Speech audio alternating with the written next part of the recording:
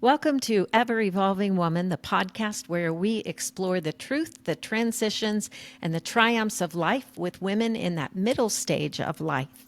In today's episode, we're taking a look back at an era many of us know all too well, the age of dieting. Remember when skinny wasn't just a look, but a lifestyle goal? When every magazine cover promised a new secret to shedding pounds, and we chased every diet trend, hoping it would finally be the one. From grapefruit cleanses to fat free everything, we were conditioned to believe our worth was tied to the size of our jeans. But what did that constant pursuit actually cost us? Physically, emotionally, and spiritually? And more importantly, how do we shift from chasing skinny now to choosing healthy vitality and self love? So today we'll unpack these messages, we'll reflect on how they shaped us, and we'll hear from Dr. Rachel Iverson Schaefer. She has a doctorate in health science and is a registered dietitian. Hi, ladies. So happy to have you join us again on the Ever Evolving Woman podcast. I hope you enjoyed the episode today, and let's dive right into it. Welcome, Rachel, and thank you for taking time out of your busy schedule to chat with us today. I'm so excited to be here. Yeah, thank you. Rachel, from your perspective, how did the diet culture affect the way women from our generation related to food and to their bodies? Yeah, so it gets kind of tough. I focus on menopause nutrition, so I kind of see a lot of women whose kids have kind of flown the coop per se, and they finally have time to focus on their own health. They have time to look at recipes. They have time to go to the gym. So it's kind of time to knuckle down, and they want to just get on track. So a lot of times when we get started talking, the first question I ask is, have you dieted in the past? And 95% of the time, the answer is yes. And then I ask the question, what age did you start dieting?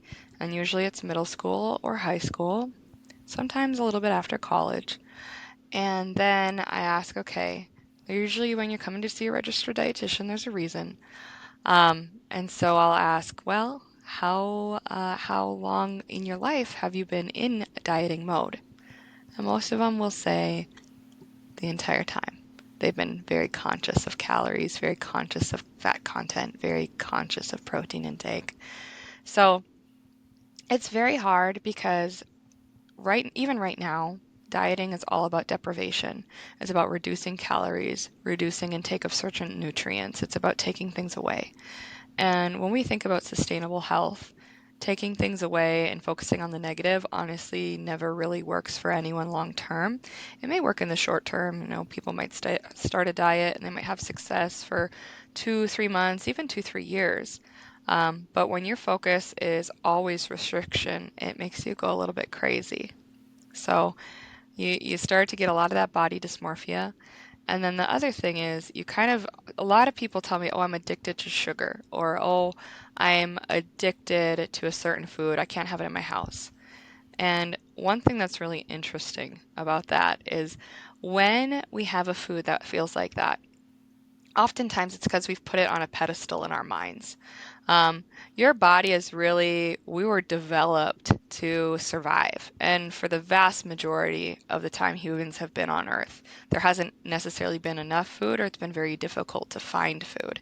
And so a lot of our biology is centered around saving fat, around storing, and around finding high value resources. So our brains are naturally very risk averse. They see negatives everywhere. They like to keep us safe. But every now and then, when there's a high value resource available, our brains kind of hit us with a nice bit of dopamine. And that little rush helps us kind of get over that risk aversion and then get that high value thing that will help keep us alive.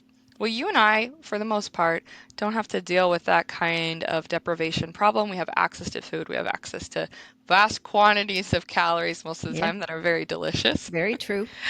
Yeah. And then what happens is when I say, like, normally I might have a piece of cake every now and then, something like that. But when I say, you know what, I need to lose weight, I'm going to stop eating all baked goods, no pastries, no cake, no cupcakes. none of that. I start to think about it. My brain knows I like those. It really does. And every time I see them and I turn away and the coworkers bring donuts in and I don't turn into the break room, I just walk around it. And every time I say no and no and no, my brain's learning that that's a scarce resource. And so after a few months of me staying away from it, all of a sudden, I'm like, you know what? I've been good. I've been really good for a while, and I'm reaching for that cupcake at a birthday party or that slice of cake, and all of a sudden my brain's like, oh my gosh, she's going for this scarce thing. She's going for the high value resource. I'm gonna hit her with a flood of dopamine so she can go get that. And it's not actually the sugar, but it's like the choosing of the sugar that causes that reaction. And all of a sudden I'm flooded with dopamine, and I already like cake, obviously. And when I'm eating it, it's suddenly the best cake I've ever had. And then, you kind of black out for a little bit. You come to like 4 slices later, there's frosting on your face, and you think to yourself, oh my gosh, cake has always been the problem. I obviously can't control myself. But you really set yourself up for failure with the restriction. So that's the most common mentality I see. So, do you then suggest? That's funny because I just tried to give up sugar, and that's exactly what just happened to me. No. Um, so do you suggest that you just have a little bit of sugar every day, or try to without limit? How do you do? I'm Yeah. terrible at limiting. It's like We all that. are. Yeah, that's an issue. That's why things like gambling are an addiction, because it's exciting to choose that. But here's the thing is when you know don't associate health with skinniness, right? Your health is associated with your blood lipid panel, with how much iron is in your blood, with if you're able to move well, if with your range of motion, with your brain health. When you're associating health with those things, you're much more focused on the quality of the nutrition that you're putting in your body. The American Cancer Society recommends 9 servings of produce a day to reduce risk of cancer. That's a lot of fruits and veggies. You should be getting, usually, most people, 3 to 4 servings of grains a day, 3 to 4 servings of protein, 2 to 3 servings of a dairy or a fortified dairy substitute. You should be getting some healthy fats. If you are focused on trying to fit in like 30 grams of protein at a meal and 25 grams of fiber in a day and 9 servings of fruits and veggies in a day, there's not often a lot of like leftover room where we're left like sitting and wanting and craving. And there are things we still want. So the question I always ask is, well, what is satisfying to you? So I'll ask you this, Rhonda. Um, do you feel satisfied from just the flavor of something? Do you feel satisfied from the feeling of being full, like you've had a lot of something you really love? Do you feel satisfied for having something that's like a little just extra special, a dessert you might not normally get for yourself? Or do you feel satisfied by having it as part of your routine and you know it's coming? Which of those feelings is the feeling that makes you feel the best when you're going for something a little bit more fun to eat? That's an interesting question, and for me, it's having it be routine and knowing Yeah. that it's coming on a regular basis, because otherwise, I think I have a tendency to go overboard Hmm. and binge. Yeah, Um, and one chocolate bar is good, and two chocolate bars is better, which is absolutely. not true. Well, it can be. We like what we like, and Yeah. so my satisfaction comes from feeling full. And I think that's from years of extreme dieting when I was younger, because then you'd have those binge cycles and those binges would feel so good. So like when I'm working with someone who's like me, who really kind of likes that feeling of just being slightly over full, we can work with that. You have a nice big salad filled with a lot of veggies, a lot of fiber, a decent amount of protein, and at the end we order a cake is on my mood, I guess. Giant slice of cake and ice cream, and you just have as much of it as you really want. You've filled up mainly on a bunch of high volume, nutrient dense foods. And then you give yourself the permission to go after that cake or whatever it is. Now, that's not something I personally need every day. I don't need the routine of it. So that would be like what feels the best to me is when I'm really craving something, I set myself up in a place where I won't feel icky after kind of going for it. For you, Rhonda, it's about making it part of your routine. So what I'd recommend is it usually chocolate for you? Oh yeah. Okay, yeah. A lot of There's, people. yeah, there's nothing else. Chocolate's the best. And you like it usually in the evening after dinner or kind of your little Um, snack and anytime? no, actually more after lunch. Okay. More, I Okay. wonder if there's a dip in my energy level and that chocolate just makes me feel, That's the time of the yeah, afternoon it drags, so that makes sense. yeah. So what I would recommend if I was working with you as a patient is I'd say, okay, so I want you to buy the best chocolate that you can buy. The chocolate that you're like, ooh, that's a little spendy. Maybe I buy the other kind most of the time. And then I want you to think about it. I like to call this the three P's of snacking. So this is something I came up with, so don't steal, but everyone can use it. So the three P's of snacking are protein, produce, and pizzazz. So when you put together a decadent snack, you want a little source of protein. So maybe you add a baby bell or some almonds to a plate. Then you want a little source of produce, maybe a couple raspberries, maybe some grapes, maybe some strawberries, and then you have that chocolate with it. Then you're getting a multitude of experiences when you're eating it. You're getting different nutrients, and it feels more of a balanced snack. It doesn't quite feel so like a lot of people tend to feel guilty when eating those decadent things. And if Mhm. you're planning it as part of like a well-rounded snack, emotionally, usually you feel a lot calmer doing it. And also, that protein's going to hit you. It's going to slow down how fast that sugar's absorbed, that fiber's going to hit you. And your stomach has so many different cells that sense what nutrients are inside it so you can secrete the right acids and the right amount of bile. Your body knows when you have fiber and protein, and then your hypothalamus is able to send out a little bit more fullness hormone when you're mixing those macronutrients and that fiber together. So then it's just going to be a little bit more satisfying overall. Talk to me about, and maybe this is a whole nother podcast, so please say if it is, but what about emotional eating? Is there anything that Mhm. you recommend to stop the emotional eating that is, you can give it to us short and Yeah. sweet, or do we need to do another podcast? I think I can do it kind of short. So you need to sit with it to understand why it's happening. So, what I recommend is next time you feel like you need an emotional binge is don't try to stop yourself, just let it happen, but be really present during it. Don't like binge on something while you're watching a show. Don't binge on something while you're talking on the phone. You are there and the food is there and you have the sensory experience of eating it. And then afterwards, I want you to journal about it. What was satisfying? Why did it help or not help? Did it actually help? And if you can focus on that and kind of pay attention to, okay, what are the aspects of this that I need or like? You can kind of work those into your regular routine so it doesn't become this huge emotional heavy point where you feel so icky afterwards because you really overdid it. You can just pull those aspects out of it that are the aspects that are serving you and then figure out how to fit it into a regular diet. A lot of people think when they talk to a dietitian, we're going to, again, take so many things away, tell them eat less calories. I became a dietitian because I wanted people to live longer so they could eat more fun food. I like that. Yeah. Um, a question that I have is, I am at that middle stage of life. And it feels like it used to be very easy to lose weight. Mm. It's not so easy now. Um, is it realistic to feel like I can eat healthy, still have a few snacks, and lose a few pounds if I need to based on where my doctor says I'm at? It kind of depends. It depends on your genetics and it depends on how much you've dieted in the past.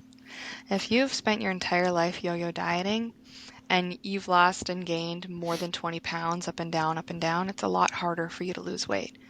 And the thing is, our bodies are naturally going to retain a little bit more body fat as we age, as we kind of hit that menopause phase and we get through it and perimenopause. But the thing is, our bodies are meant to do that.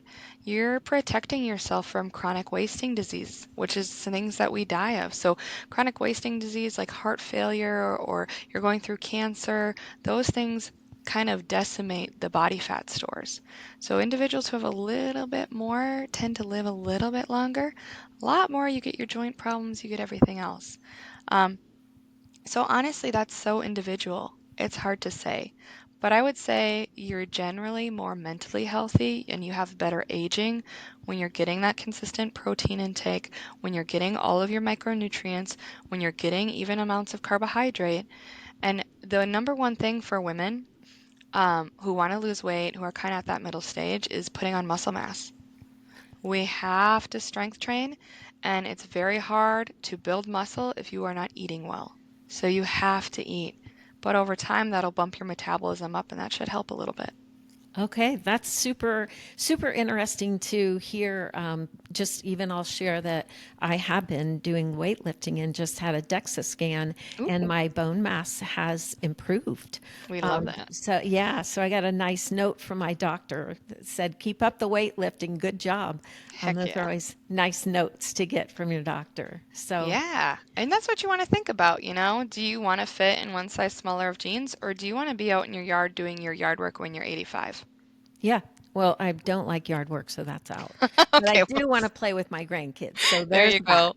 Maybe go hiking, Yes, yes, anything and I like want to that. keep up with them. So that's my incentive, not the Mm-hmm. yard work, but that.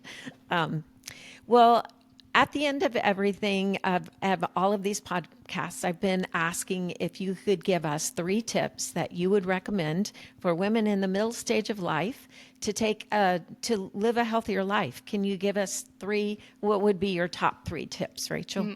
Yeah, I would say the first one is to ignore all the fad diets about intermittent fasting. In order to maintain and build muscle mass, especially for women, we need to have protein in the morning, afternoon, and evening. So that's number one for me.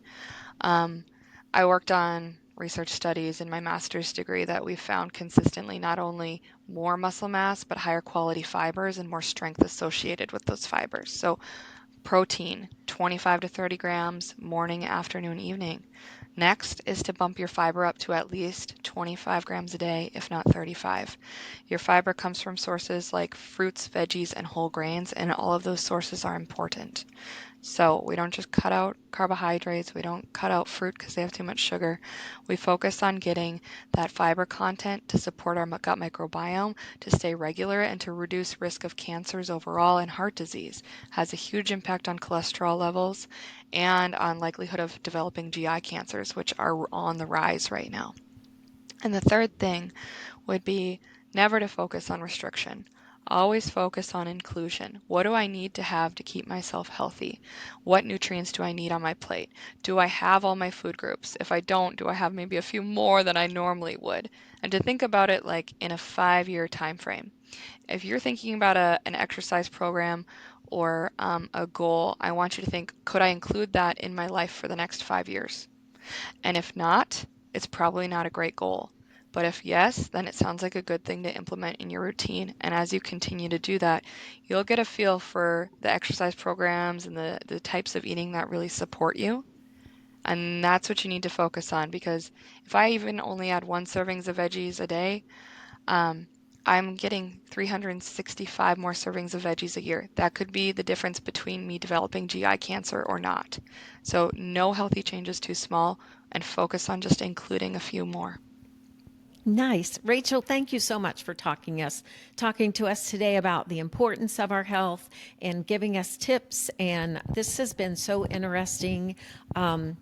I really appreciate you taking time out of your day to talk to us and love that you work with women who are in that middle stage of life, the perimenopause, the menopause, because I do think we have some different nutritional needs Hmm. and just the way we have been raised. So this is wonderful information. Thank you so much for sharing it.